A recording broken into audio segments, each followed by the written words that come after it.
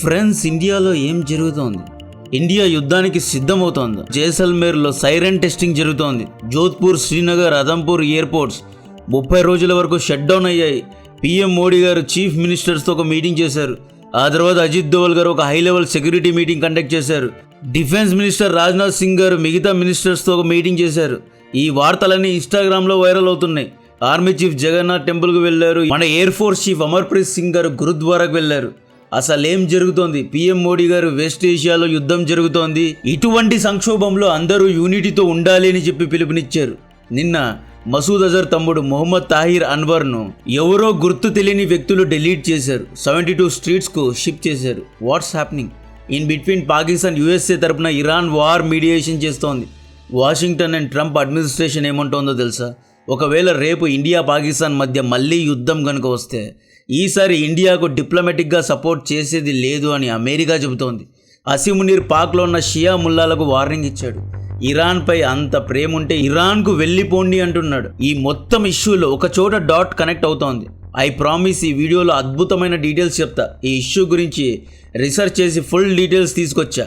Main మీడియాలో ఎక్కడా చెప్పని ఇన్ఫో ఇస్తా. వీడియో రీచ్ కోసం లైక్ చేయండి అని ఛానల్ను సబ్స్క్రైబ్ చేయండి. ఈ మార్చ్ 26 రోజు రా అండ్ ఐబీ హెచ్చరికలు జారీ చేశారు.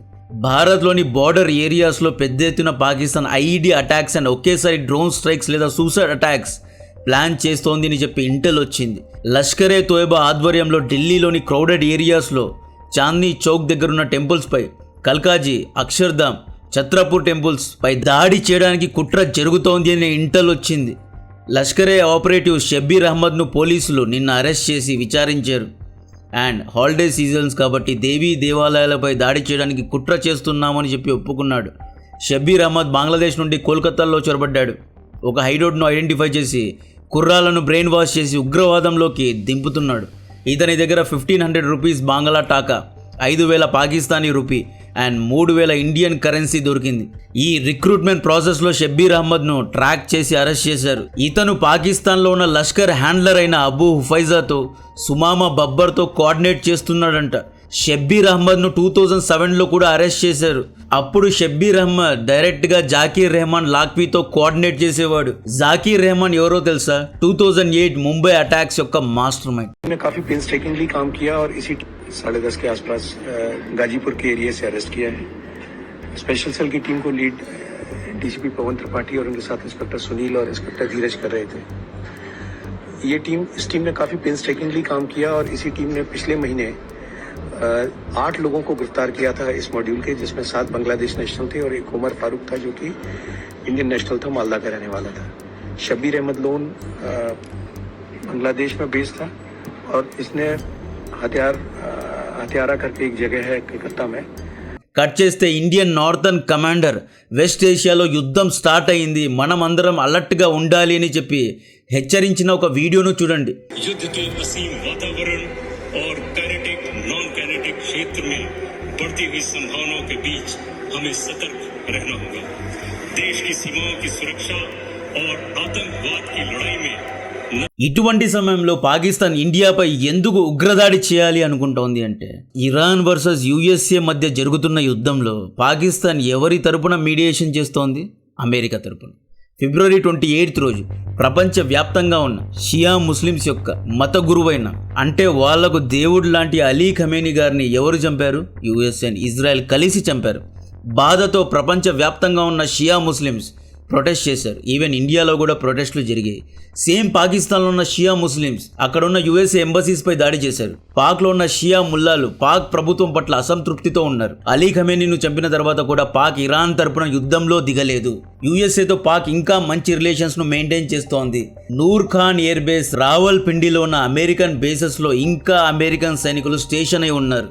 ఇప్పుడు కూడా యుఎస్ఏ లాజిస్టిక్ కోసం పాకిస్తాన్ను వాడుకుంటోంది. పాయింట్ నెంబర్ 2, గాజా పీస్ అకార్డ్లో షెహబాజ్ షరీఫ్ ముఖ్య అతిథిగా పాల్గొన్నాడు. ఇన్ఫ్యాక్ట్ పాకిస్తాన్ తమ సైనికుల్ని గాజాలో కూడా దింపడానికి రెడీగా ఉంది. డొనాల్డ్ ట్రంప్ చాలాసార్లు I love అసిమునీర్, I love Shehbaz Sharif అని స్టేట్మెంట్లు ఇచ్చాడు.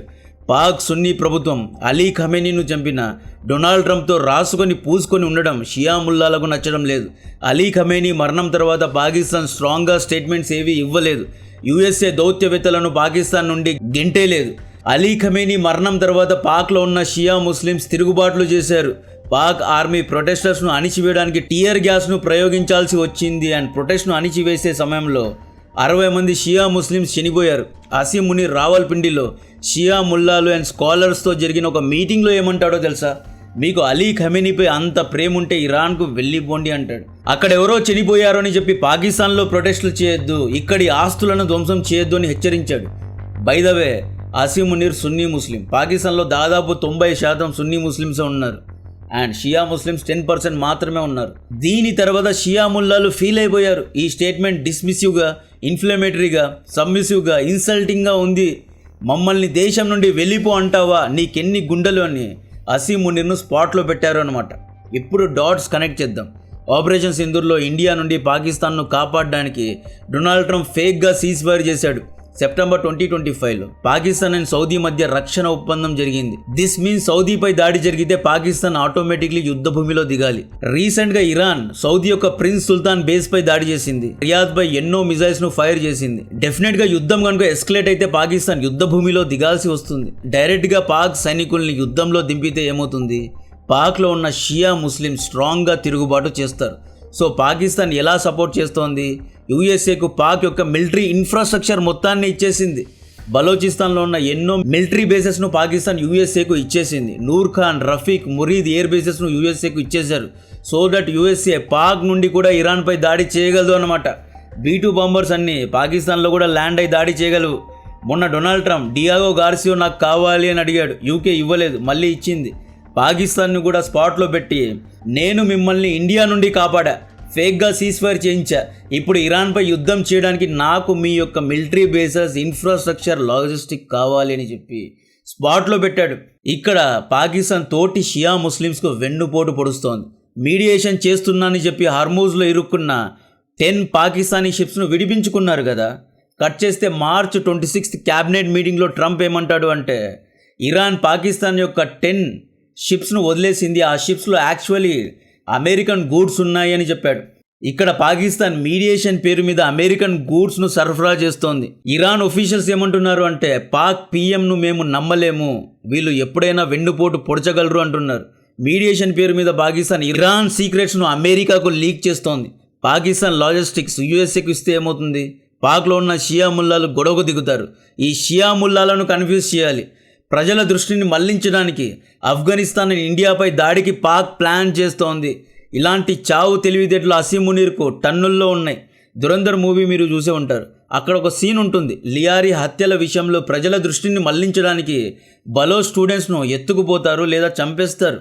సేమ్ అదే మోడస్ ఆపరెండి. అండ్ ఈ విషయాన్ని పాక్ రిటైర్డ్ మేజర్ ఆదిల్ రాజా కూడా కన్ఫర్మ్ చేశాడు. डबल क्रॉस चेक చేసే ఇన్ఫర్మేషన్ ఇస్తున్నా. आसिम मुनीर अपने आप को उसने फील्ड मार्शल प्रमोट कर दिया जिसके लिए उसने जंग छेड़ी थी, लेकिन उस जंग के अंदर हिंदुस्तानी तैयारी गिरे, पाकिस्तान के बेसिस तबाह हुए, वो कहानी नहीं है. कहानी ऐसी है जो सुन के आपके कानों से धुएं भी निकलेंगे. कुछ लोगों को तो खैर वो बहुत ही अजीब-गरीब सी बातें लगेंगी, लेकिन truth is stranger then fiction वाली यहाँ पे कहानी है. और जो इतलात मुझ तक पहुंची है, जो तज्जिया ఇక్కడ డిస్క్లైమర్ ఏంటి అంటే ఇప్పటి వరకు భారత ప్రభుత్వం దీని గురించి ఎటువంటి కన్ఫర్మేషన్ ఇవ్వలేదు. బట్ డెఫినెట్గా ఏదో జరుగుతోంది. అసీం మునీర్ గుంటనక్క తెలివితేటలు భారతదేశ నాయకులకు కూడా తెలుసు. ఒకవేళ పాకిస్తాన్లో షియా ముల్లాలు తిరుగుబాటు చేశారు అనుకోండి, వాళ్ళను ఆపే దమ్ములు పాకిస్తాన్ ఆర్మీకు లేదు కాబట్టే ఇండియాపై ఉగ్రదాడికి ప్లాన్ చేస్తున్నారు. ఒకవేళ లష్కరే లేదా జైష్ ఇండియాపై ఉగ్రదాడి చేస్తే మనం కూడా ఆవేశంతో పాక్పై ప్రతిదాడి చేస్తాం. రీజనల్ ఇష్యూస్ను ఎక్స్పాండ్ చేయాలి అనుకుంటున్నారు. వార్ బిట్వీన్ ద వార్స్ను క్రియేట్ చేయడానికి ట్రై చేస్తున్నారు. ముఖ్యంగా ఆపరేషన్ సింధూర్లో మే 7th రాత్రి మనం ముర్దికే అండ్ బహల్పూర్లో ఉన్న పాక్ మద్రసాలపై దాడి చేశాం. దానికి ప్రతీకారంగా మసూద్ అండ్ హఫీజ్ ఇండియాలో ఏదో ఒక ఆపరేషన్ చేయాల్సిందే. ఆ స్కోర్స్ను సెటిల్ చేయడానికి ఇండియాపై ఉగ్రదాడికి ట్రై చేస్తున్నారు. ఆఫ్ఘనిస్తాన్పై దాడి చేసి ఆఫ్ఘనిస్తాన్ వెనక ఇండియన్ ఇంటెలిజెన్స్ ఏజెన్సీ అయిన రా ఉంది అనే ఫేక్ ప్రాపగెండాను స్ప్రెడ్ చేయాలి అని చూస్తున్నారు. లేదా పాక్లో ఉన్న షియా మసీద్పై ఉగ్రదాడి చేసి ఈ దాడి ఆఫ్ఘనిస్తాన్ ద్వారా ఫిత్నాల్ హిందుస్థాన్ అంటే రానే చేయించింది అని చెప్పి పాక్ షియా ముస్లిమ్స్ అండ్ ఇండియా మధ్య గొడవలు రేకెత్తించడానికి ట్రై చేస్తున్నారు. ఆల్రెడీ మోడీ గారు ఇజ్రాయెల్కు వెళ్ళారు. అలీ ఖమేనీ లొకేషన్ను మోడీ గారే ఇచ్చారు. ఫిబ్రవరి 26 మోడీ గారు ఇజ్రాయెల్ క్నెసెట్లో స్పీచ్ ఇచ్చారు. ఆ తర్వాత ఫిబ్రవరి 28 అలీ ఖమేనీను చంపేశారు. సో అలీ ఖమేనీ చంపడం వెనుక మోడీ గారు ఉన్నారు అన్నట్లు ఆల్రెడీ ఒక ఫేక్ నేరేటివ్ను స్ప్రెడ్ చేశారు. ఇండియాలో ఉన్న షియా ముస్లిమ్స్ను కూడా రెచ్చగొట్టే ప్రయత్నాలు చేశారు. Last but not least Masood Azhar రీసెంట్గా 1000 కంటే ఎక్కువ సూసైడ్ అటాక్ చేసే ఫిదాయిలను తయారు చేశాడు. మొన్న మే 7 దాడుల్లో మసూద్ అజర్ యొక్క మొత్తం ఫ్యామిలీ లేచిపోయింది కాబట్టి ఇండియాపై ప్రతీకారం తీర్చుకోవడానికి దీనికంటే మంచి సమయం రాదు. ఇప్పుడు అమెరికా ఇరాన్ వార్లో బిజీ ఉంది. ఒకవేళ ఇండియాతో యుద్ధం జరిగితే అమెరికా డెఫినెట్గా పాకిస్తాన్కే సపోర్ట్ చేస్తుంది. ఎందుకంటే పాకిస్తాన్ ఇరాన్ యొక్క మీడియేషన్ చేస్తోంది కాబట్టి. పాకిస్తానీ ఫ్లాగడ్ షిప్స్ అమెరికన్ గూడ్స్ను తరలిస్తున్నారు కాబట్టి. డొనాల్డ్ ట్రంప్ ఎప్పుడూ లేని విధంగా పాకిస్తాన్కే సపోర్ట్ చేస్తున్నాడు కాబట్టి. ఇంకొన్ని కాన్స్పిరసీ థీరీస్ ఏమంటున్నాయి అంటే వెస్ట్ బెంగాల్లో ఎన్నికలు జరిగే ముందు ఒక ఉగ్రదాడి జరుగుతుంది. ఆ ఉగ్రదాడి చేసింది భారత ప్రభుత్వమే అని చెప్పి, ఫాల్స్ ఫ్లాగ్ ఆపరేషన్ చేశారు అని చెప్పి ఇండియన్ గవర్నమెంట్పై బ్లేమ్ వేయడానికి కూడా ట్రై చేస్తున్నారంట. అందుకే భారత్లో వరుసగా ఐఈడీ అటాక్స్కు ప్లానింగ్ జరిగింది. ఈ ఇంటెల్ తెలిసిన తర్వాత ఇండియన్ ఆర్మీ అలర్ట్ అయింది. మోడీ గారు చీఫ్ మినిస్టర్స్తో మీటింగ్ పెట్టారు. అజిత్ దోవల్ గారు హై లెవెల్ సెక్యూరిటీ మీటింగ్ను కండక్ట్ చేశారు. ఒకవేళ భారత్పై ఉగ్రదాడి జరిగితే పాకిస్తాన్కు ఎలా కౌంటర్ ఇవ్వాలి అనే దాని గురించి డిస్కషన్స్ జరిగాయి. ఆపరేషన్ సింధూర్ 2.0 లాంచ్ అయితే యూఎస్ఏ ఇండియాకు సపోర్ట్ చేయదు కాబట్టి ఎలాంటి కార్డ్స్ను ఓపెన్లో పెట్టుకోవాలి అనే డిస్కషన్ జరుగుతున్నాయి. ఈ వీడియో స్క్రిప్ట్ను నిన్న రాత్రి రాస్తున్నా. ఆ టైంలో బ్రేకింగ్ న్యూస్ ఏంటి అంటే గందర్బాల్ కాశ్మీర్లో ఉగ్రదాడి జరిగింది. 2 టెర్రరిస్టులు ట్రాప్ అయ్యారు.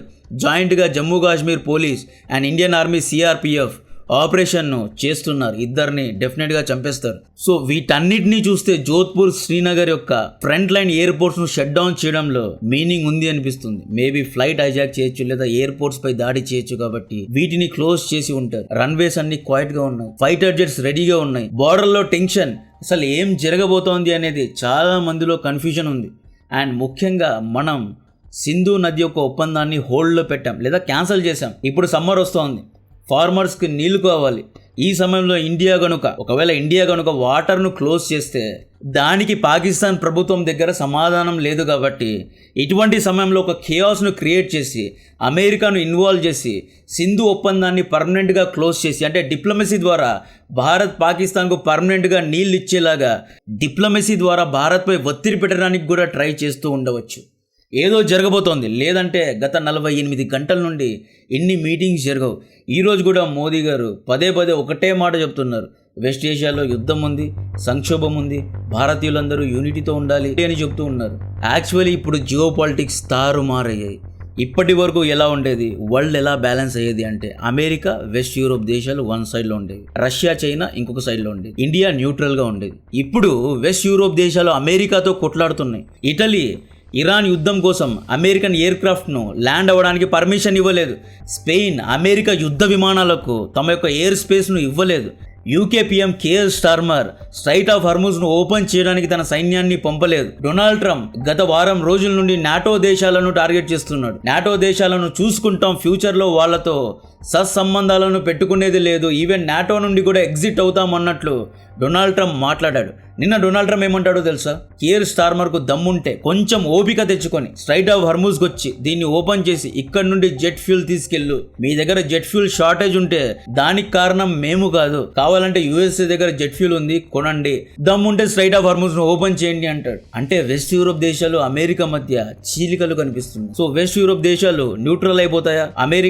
అమెరికాను బ్యాలెన్స్ చేయడానికి రష్యా చైనా ఆల్రెడీ ఉన్నారు. అమెరికా తరపున ఎవరు ఉంటారు? వెస్ట్ యూరోప్ దేశాలు లేకపోతే పాకిస్తాన్ లేదా గల్ఫ్ దేశాలు ఉండాలి. సో ఈ విధంగా జియో పాలిటిక్స్ యొక్క ప్యాటర్న్ మారుతోంది కాబట్టి ఇండియా కూడా చాలా జాగ్రత్తగా స్టెప్స్ తీసుకోవాలి. రీసెంట్ గా చూసుకుంటే వ్లాదిమిర్ పుతిన్ తో మాట్లాడి S-400 యొక్క డెలివరీ గురించి అడిగాం. $25 బిలియన్ డిఫెన్స్ కోసం ఖర్చు పెట్టబోతున్నాం. సో ఈ విధంగా ఎన్నో జరుగుతున్నాయి. నార్థన్ కమాండ్ హై అలర్ట్ లో ఉంది. జైసల్మేర్ లో సైరన్ సిగ్నల్స్ యొక్క టెస్టింగ్ జరుగుతోంది. వార్ కోసం రెడీ అవుతున్నారా? యాక్చువల్లీ భారత ప్రభుత్వం నుండి ఎటువంటి కన్ఫర్మేషన్ లేదు. సో డాట్స్ ను మాత్రమే కనెక్ట్ చేయడానికి ట్రై చేశా. పాకిస్తాన్ మీడియాలో మాత్రం డెఫినెట్ గా పాకిస్తాన్ ప్రజల దృష్టిని మళ్లించడానికి ఒకేసారి ఉగ్రదాడి చేయడానికి ప్లానింగ్ జరుగుతోంది అనే న్యూస్ అయితే బయటకు వస్తోంది. సో దీని గురించి మరిన్ని డీటెయిల్స్ ఇస్తూనే ఉంటా.